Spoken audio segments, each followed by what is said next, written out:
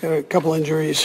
Wanye Morris hurt his leg, so lower leg. We'll just have to see with next day or so here how he is. And then Trent McDuffie hyperextended his knee, so we'll have to see how it works out for him.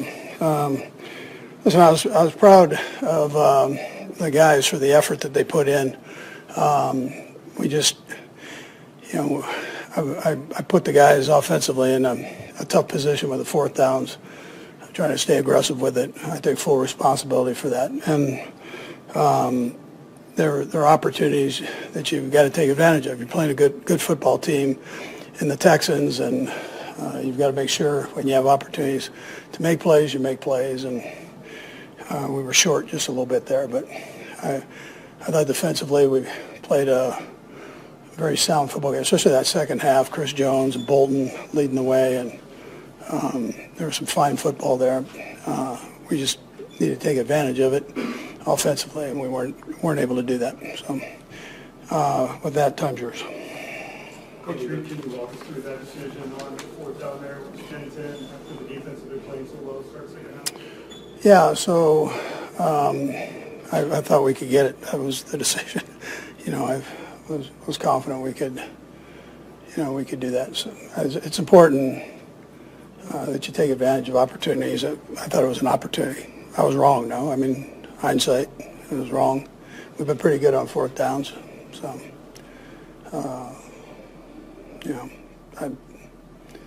I messed that one up. And you guys have been really good on fourth downs with Cream in particular. Obviously, you'd already used him three times of short yardage. Does that factor into your decision to do something different there? Well, it was a little similar to last week, when we threw the ball to Wiley there, so we felt we had run it a couple times, so came back and thought we had an answer with it, and didn't work out the way we planned.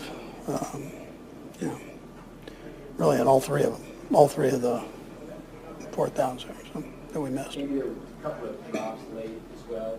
It just happens sometimes. Is there anything you saw? Yeah, listen, these are great players. So, I mean, we got to make sure we catch the ball. They know that. And they're trying. It's not lack effort there. The ball went through their hands, and it happens, But those guys are great players. What you try to get across after the game? You guys are in a pretty precarious spot now with postseason votes. Yeah, listen, it's never over. So you keep battling. I've been doing this a long time, seen some things. So you keep going. Maybe not that any loss feels good, but what did you sense from just the mood of the guys when you saw them after the game? Yeah, they're upset. I mean, they put it all out there, and it didn't work out for them. The guys that had some mishaps there, they were upset. These guys take responsibility for things, so you keep going. But we put everything into these games, every game. So when you lose, you should be upset, and that's why you try to enjoy the wins when you have an opportunity. But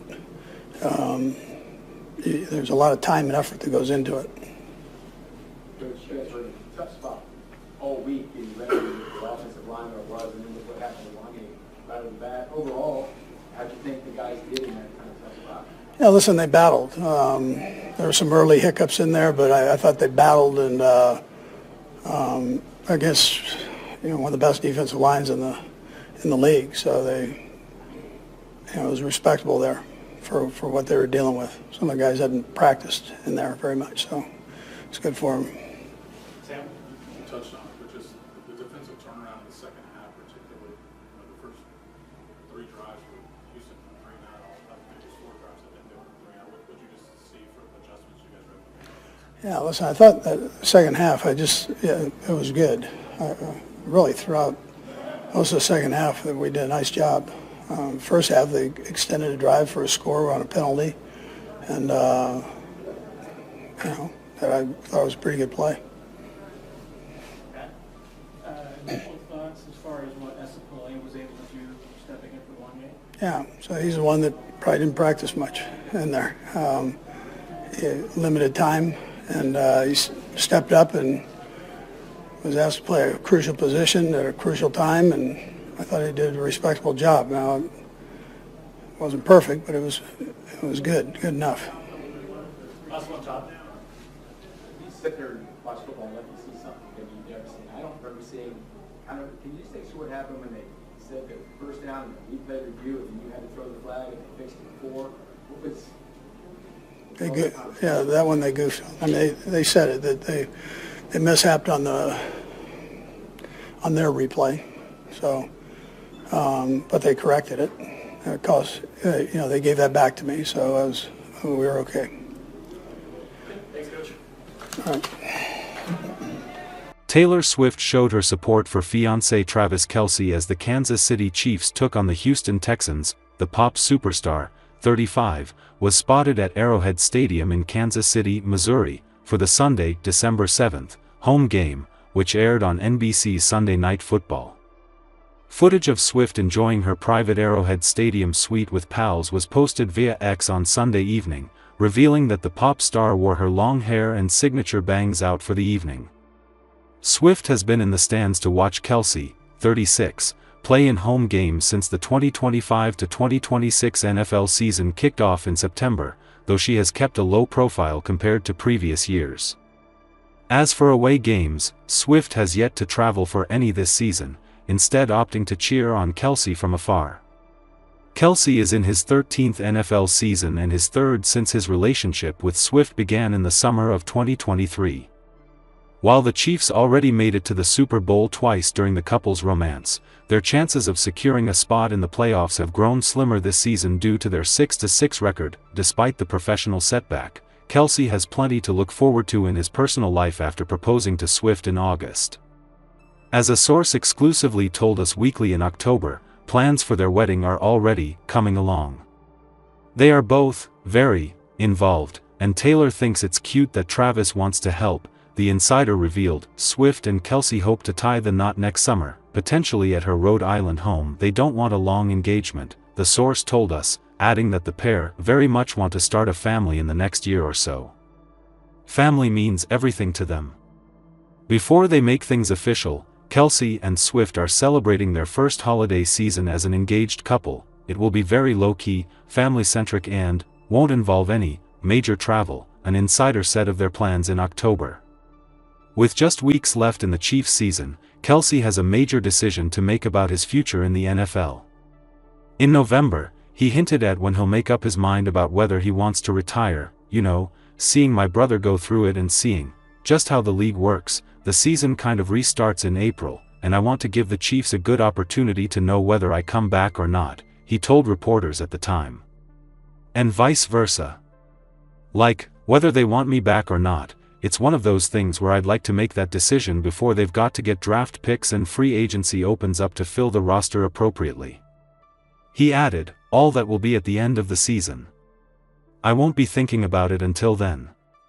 Travis Kelce has been dominating the NFL during his time with the Kansas City Chiefs. Kelce entered his 13th season with the Chiefs after contemplating retirement during the offseason. He was looking to lead Kansas City to their fourth straight Super Bowl appearance, but it's been a struggle for the Chiefs. While Kelce is on the latter half of his NFL career, there's a top tight end on the West Coast that has been one of the best receivers in the league this season. Arizona Cardinals tight end Trey McBride has played phenomenal for the Cardinals, and that was clearly showcased in Week 14. In his fourth season with the Cardinals, McBride has posted 8 touchdowns and 937 yards on 93 receptions. McBride leads all tight ends in receptions this season. Travis Kelce will likely go down as one of the greatest tight ends in NFL history once he chooses to hang up the cleats. During his time with the Kansas City Chiefs, Kelce has earned 3 Super Bowl titles and 5 AFC titles. Taylor Swift showed her support for fiancé Travis Kelce as the Kansas City Chiefs took on the Houston Texans. The pop superstar, 35, was spotted at Arrowhead Stadium in Kansas City, Missouri, for the Sunday, December 7th, home game, which aired on NBC's Sunday Night Football.